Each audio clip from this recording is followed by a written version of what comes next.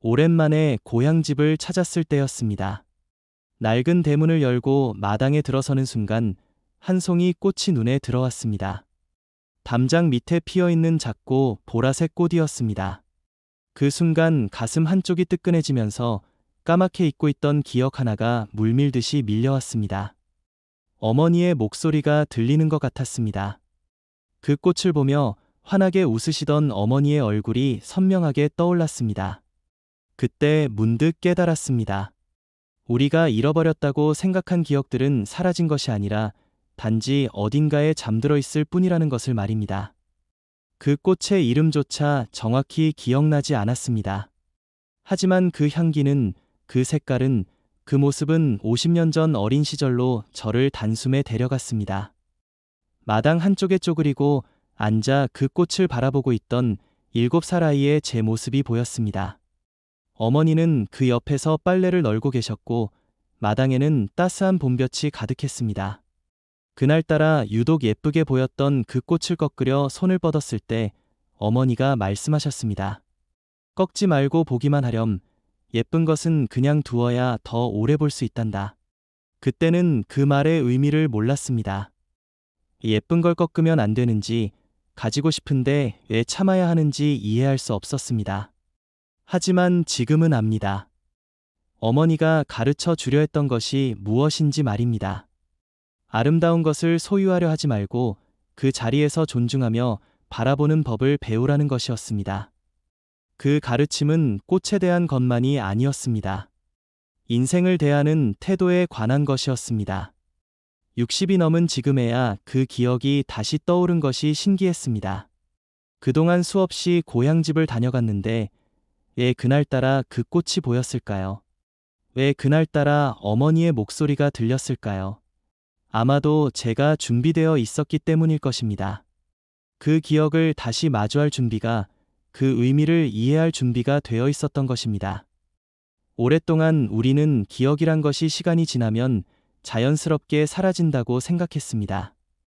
특히 어린 시절의 기억은 흐릿해지고 왜곡되어 결국 잊혀진다고 믿었습니다. 하지만 최근의 연구들은 다른 이야기를 합니다. 기억은 사라지는 것이 아니라 뇌 속 어딘가에 저장되어 있다가 적절한 자극이 주어지면 다시 깨어난다는 것입니다. 그 자극은 때로 냄새일 수도 있고, 소리일 수도 있고, 이번처럼 꽃 한 송이일 수도 있습니다. 한 분의 이야기가 떠오릅니다. 70대 초반의 할머니였는데 어느 날 라디오에서 흘러나온 옛날 노래를 듣는 순간 눈물이 쏟아졌다고 합니다. 그 노래는 젊은 시절 남편과 처음 만났을 때 들었던 곡이었습니다. 50년 가까이 잊고 살았던 그날의 기억이 노래 한 곡으로 생생하게 되살아난 것입니다. 남편의 얼굴도, 그날 입었던 옷도, 그때의 설렘도 모두 선명하게 떠올랐습니다. 이미 세상을 떠난 남편이었기에 그 기억은 더욱 소중했습니다. 우리의 뇌는 참으로 신비로운 곳입니다. 평생 동안 겪은 수많은 경험들이 그곳에 저장되어 있습니다. 의식적으로는 기억하지 못하지만 무의식 속 깊은 곳에는 모든 것이 남아 있습니다. 그래서 때로 예상치 못한 순간에 잊었던 기억이 불쑥 튀어나오는 것입니다. 마치 오래된 앨범 속 사진처럼 먼지를 털어내면 다시 선명해지듯이 말입니다. 어느 분은 어머니의 손맛이 그리워 고향집을 찾았다가 부엌에서 오래된 디주를 발견했다고 합니다. 그 디주에서 풍기는 나무 냄새를 맡는 순간 어린 시절 어머니가 밥을 푸던 모습이 떠올랐다고 합니다. 하얀 김이 모락모락 나는 밥을 퍼서 상에 올리던 어머니의 뒷모습, 그 밥을 먹으며 행복해하던 가족들의 얼굴, 밥상머리에서 나누던 소소한 이야기들이 모두 생생하게 기억났습니다. 그분은 그 디주를 집으로 가져와 거실에 두었다고 합니다. 볼 때마다 어머니 생각이 나고 그 시절이 그리워진다고 했습니다.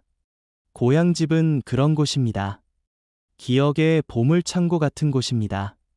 낡은 대문, 삐걱거리는 마루, 오래된 우물, 담장 넘어 보이는 뒷산, 이 모든 것들이 우리의 기억과 연결되어 있습니다. 오랜만에 고향을 찾으면 마음이 이상해지는 이유도 그 때문입니다. 잊고 있던 과거가 한꺼번에 밀려와 가슴을 뭉클하게 만듭니다. 60대 중반의 한 남성분은 이런 이야기를 들려주었습니다. 고향집 헛간에서 어릴 적 가지고 놀던 팽이를 발견했다고 합니다. 녹슬고 낡은 팽이였지만 손에 쥐는 순간 온몸에 전율이 흘렀다고 합니다. 골목길에서 친구들과 팽이 돌리기 시합을 하던 기억, 이기고 지며 웃고 울던 순수한 시절이 파노라마처럼 펼쳐졌습니다. 그 시절로 돌아갈 수 없다는 것이 아쉬웠지만 동시에 그런 행복한 시절을 보냈다는 것에 감사했다고 합니다. 나이가 들수록 과거가 더 선명해지는 것 같습니다. 어제 먹은 밥은 기억나지 않아도 50년 전 어머니가 해주신 음식 맛은 생생하게 기억납니다. 어제 만난 사람 이름은 까먹어도 어린 시절 친구들 이름은 또렷합니다. 왜 그럴까요? 아마도 나이가 들면서 현재보다 과거에 더 의미를 두게 되기 때문일 것입니다. 미래가 짧아질수록 과거가 소중해지는 것입니다. 한 할아버지는 매년 봄마다 고향을 찾는다고 합니다. 특별히 할 일이 있어서가 아니라 그저 그곳에 서 있고 싶어서라고 했습니다. 어린 시절 뛰놀던 마당을 거닐고 개울가에 앉아 물소리를 듣고 뒷산에 올라 마을을 내려다보는 것만으로도 마음이 편안해진다고 합니다. 그곳에 서면 돌아가신 부모님도 멀리 떠나간 형제들도 세상을 떠난 친구들도 모두 함께 있는 것 같다고 했습니다. 기억이란 참 신기한 것입니다. 우리가 원할 때는 떠오르지 않다가 예상치 못한 순간에 불쑥 나타납니다. 애써 기억하려 하면 더 잊혀지고 잊으려 하면 더 선명해집니다. 마치 숨바꼭질하는 아이처럼 장난스럽게 우리를 놀립니다.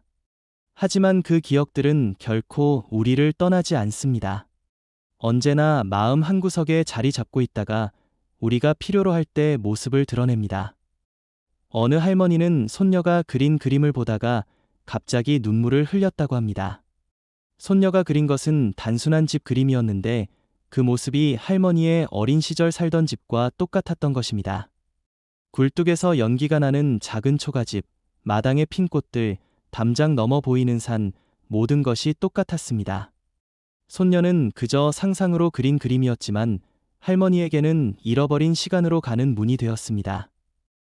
우리가 기억을 소중히 여겨야 하는 이유는 그것이 곧 우리 자신이기 때문입니다.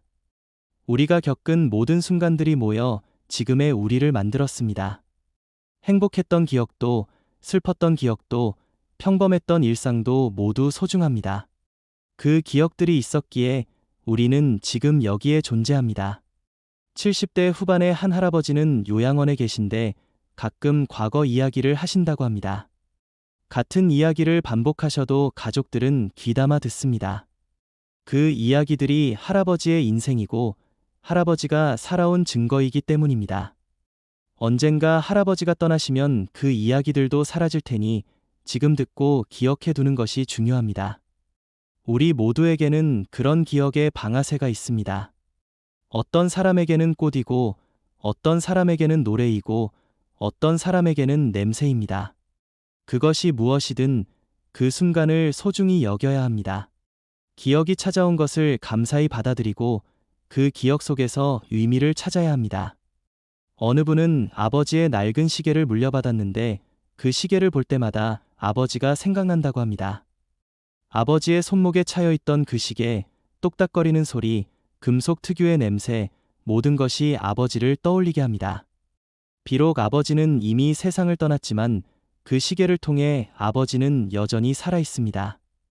고향집 마당에 피어난 꽃 한 송이가 불러낸 기억은 단순한 향수가 아닙니다.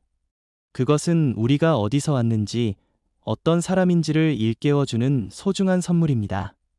바쁘게 살아가느라 잊고 있던 본질을, 가장 중요한 가치를 다시 생각하게 만듭니다. 우리는 모두 누군가의 자식이었고, 누군가의 친구였고, 순수했던 시절이 있었다는 것을 기억하게 합니다.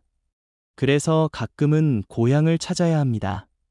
시간을 내어 옛날 사진을 꺼내봐야 합니다. 오래된 물건들을 정리하며 추억을 되새겨야 합니다. 그것이 우리 자신을 지키는 방법입니다. 현재에만 매몰되지 않고 과거와 현재를 이어주는 다리를 놓는 것입니다. 기억은 우리를 과거에 묶어두는 족쇄가 아닙니다. 오히려 현재를 풍요롭게 만드는 자양분입니다. 과거를 기억하는 사람은 현재를 더 깊이 이해하고